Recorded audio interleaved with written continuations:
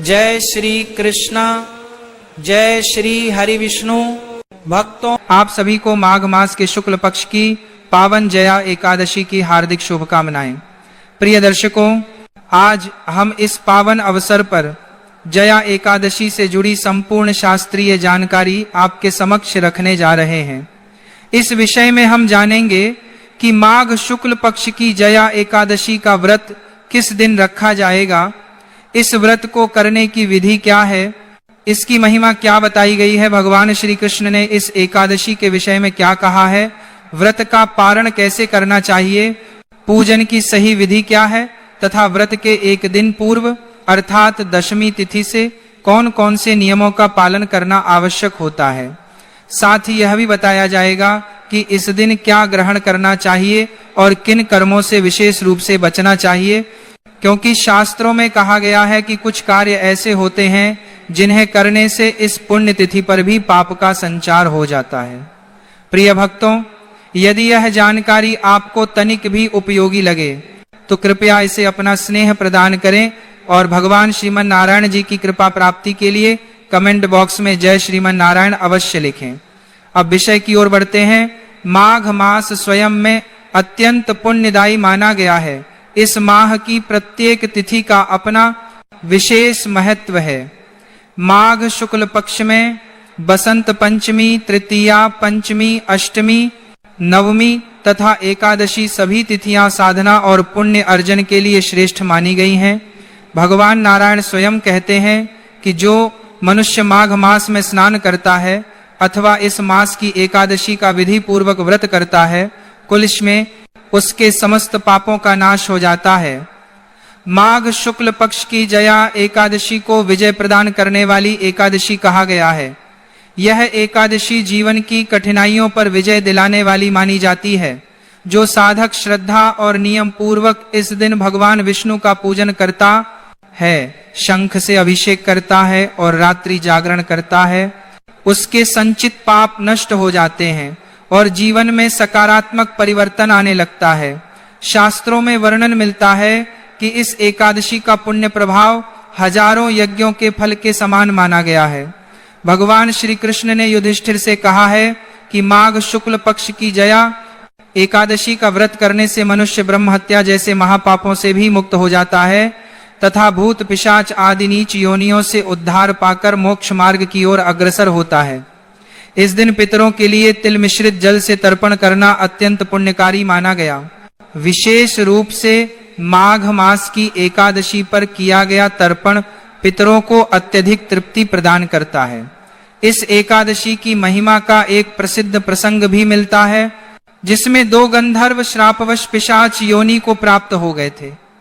अज्ञानवश उनसे जया एकादशी का व्रत और रात्रि जागरण हो गया। इस व्रत के प्रभाव से द्वादशी के दिन उनका श्राप समाप्त हो गया और उन्हें पुनः दिव्य स्वरूप की प्राप्ति हुई। इससे यह स्पष्ट होता है कि जब अनजाने में किए गए व्रत से इतना बड़ा फल प्राप्त हो सकता है, तो जो व्यक्ति श्रद्धा और संकल्प के साथ इस व्रत को करता है, उसके पुण्य का अनुमान लगाना भी कठिन है। अब प्रश्न उठता है कि इस व्रत को कैसे किया जाए। शास्त्रों के अनुसार जया एकादशी के व्रत की तैयारी दशमी तिथि से ही आरंभ हो जाती है। दशमी के दिन से ही साधक को अपने आहार विहार और आचरण को शुद्ध करना चाहिए। इस दिन से मांस, मदिरा और तामसिक भोजन का पूर्ण त्याग कर देना चाहिए तथा मन, वाणी और कर्म से संयम धारण करना चाहिए। दशमी की रात्रि से ही भगवान विष्णु का स्मरण करते हुए व्रत का संकल्प लेना श्रेष्ठ माना गया है। इस व्रत को शास्त्रीय विधि और पूर्ण नियमों के साथ करना चाहिए। जो साधक श्रद्धा पूर्वक नियमों का पालन करते हुए इस व्रत को आरंभ करता है और विधि विधान से इसका समापन करता है, उसकी मनोकामनाएं अवश्य पूर्ण होती हैं। जया एकादशी के दिन पितरों के लिए तर्पण करना विशेष रूप से फलदायी बताया गया है। वैसे तो प्रत्येक एकादशी पर पितृ तर्पण का महत्व है, लेकिन माघ मास में वह भी एकादशी के दिन तिल मिश्रित जल से किया गया तर्पण पितरों को अत्यंत संतोष प्रदान करता है। आगे हम यह भी जानेंगे कि पितृ तर्पण किस विधि से करना चाहिए। भगवान श्री कृष्ण स्वयं इस एकादशी की महिमा बताते हुए कहते हैं कि जया एकादशी के पुण्य प्रभाव से माल्यवान नामक गंधर्व और गंधर्व कन्या पुष्पवती का उद्धार हुआ था।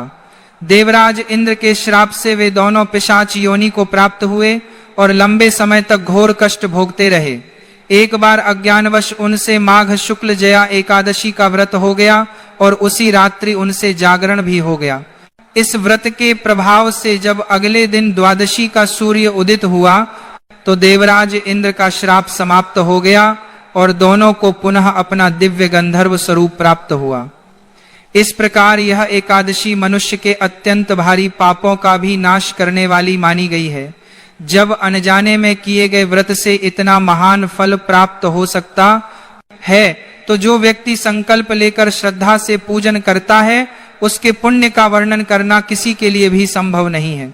इस व्रत को शास्त्रीय विधि और पूर्ण नियमों के साथ करना चाहिए। जो साधक श्रद्धा पूर्वक नियमों का पालन करते हुए इस व्रत को आरंभ करता है और विधि विधान से इसका समापन करता है और विधि विधान उसकी मनोकामनाएं अवश्य पूर्ण होती हैं। जया एकादशी के दिन पितरों के लिए तर्पण करना विशेष रूप से फलदायी बताया गया है। वैसे तो प्रत्येक एकादशी पर पितृ तर्पण का महत्व है, लेकिन माघ मास में वह भी एकादशी के दिन तिल मिश्रित जल से किया गया तर्पण पितरों को अत्यंत संतोष प्रदान करता है। आगे हम यह भी जानेंगे कि पितृ तर्पण किस विधि से करना चाहिए।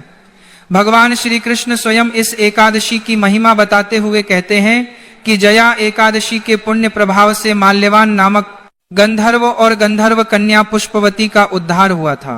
देवराज इंद्र के श्राप से वे दोनों पिशाच योनि को प्राप्त हुए और लंबे समय तक घोर कष्ट भोगते रहे। एक बार अज्ञानवश उनसे माघ शुक्ल जया एकादशी का व्रत हो गया और उसी रात्रि उनसे जागरण भी हो गया। इस व्रत के प्रभाव से जब अगले दिन द्वादशी का सूर्य उदित हुआ तो देवराज इंद्र का श्राप समाप्त हो गया और दोनों को पुनः अपना दिव्य गंधर्व स्वरूप प्राप्त हुआ। इस प्रकार यह एकादशी मनुष्य के अत्यंत भारी पापों का भी नाश करने वाली मानी गई है।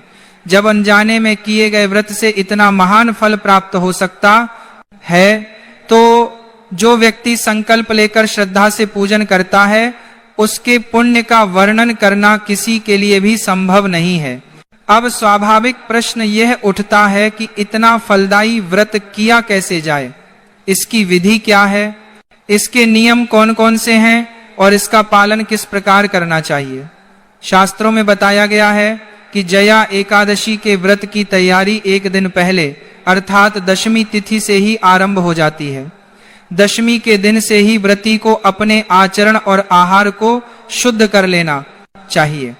इस दिन से मानसिक और शारीरिक रूप से मदिरा, मांस आदि का पूर्ण त्याग कर देना चाहिए। बहुत से लोग एकादशी का व्रत तो रखते हैं लेकिन जीवन में मांस मदिरा का सेवन भी करते हैं। ऐसे साधकों को विशेष रूप से एक दिन पूर्व ही इनका त्याग कर देना चाहिए। ऐसा नहीं होना चाहिए कि दशमी को सेवन किया जाए और एकादशी के दिन त्याग किया जाए। दशमी तिथि से ही लहसुन, प्याज तथा तामसिक भोजन का प्रयोग वर्जित माना गया है। जो व्यक्ति एकादशी का व्रत कर रहा है उसे ब्रह्मचर्य का पालन करना अनिवार्य बताया गया है। शास्त्रों में यह भी कहा गया है कि एकादशी और द्वादशी के दिन बाल धोना निषिद्ध है, विशेष रूप से स्त्रियों के लिए। इसी कारण दशमी तिथि को ही स्नान और केश शुद्धि कर लेनी चाहिए और उसी दिन से ब्रह्मचर्य का संकल्प लेना चाहिए। यह ब्रह्मचर्य का नियम पारण तक बनाए रखना चाहिए। इसके साथ ही तन और मन दोनों की शुद्धि पर विशेष ध्यान देना चाहिए। दशमी तिथि से शहद का प्रयोग भी वर्जित बताया गया है। इसीलिए यदि एकादशी के दिन पंचामृत बनाया जाए तो उसमें शहद का प्रयोग नहीं करना चाहिए। न ही द्वादशी के दिन, एकादशी के दिन चावल का सेवन नहीं किया जाता, यह नियम सर्वविदित है। साथ ही लाल मसूर की दाल का त्याग भी दशमी तिथि से ही कर देना चाहिए। इन सभी नियमों के साथ दशमी तिथि का पालन करना चाहिए। शास्त्रों में दशमी को एक समय भोजन करने का विधान बताया गया है। यदि स्वास्थ्य अनुमति दे तो दिन के समय केवल एक बार अन्न ग्रहण करना उत्तम माना गया है और रात्रि में अन्न सेवन से बचना चाहिए। हालांकि आज के समय में अनेक लोग औषधियों पर निर्भर होते हैं या स्वास्थ्य संबंधी समस्याएं होती हैं, इसलिए जिनके लिए ये नियम संभव न हो वे अपने शरीर को कष्ट न दें। रात्रि में सोने से पूर्व दंत धावन अवश्य करना चाहिए ताकि मुख में अन्न का कोई अंश न रहे। एकादशी के दिन प्रातः काल सूर्योदय से पहले उठना चाहिए। माघ मास की एकादशी पर गंगा स्नान, यमुना स्नान अथवा त्रिवेणी स्नान का अत्यंत बड़ा महत्व बताया गया है। जो लोग इन पवित्र नदियों तक नहीं जा सकते वे घर पर ही स्नान के पात्र में थोड़ा गंगा जल मिलाकर स्नान करें। यदि संभव हो तो स्नान के जल में काले तिल भी मिला सकते हैं। यह स्नान अत्यंत पुण्यदायी माना गया है। स्नान सूर्योदय से पहले या सूर्योदय के समय तक कर लेना उत्तम होता है। इससे दोहरा लाभ प्राप्त होता है। एक तो माघ मास के स्नान का फल और दूसरा एकादशी व्रत का पुण्य। शास्त्रों में वर्णन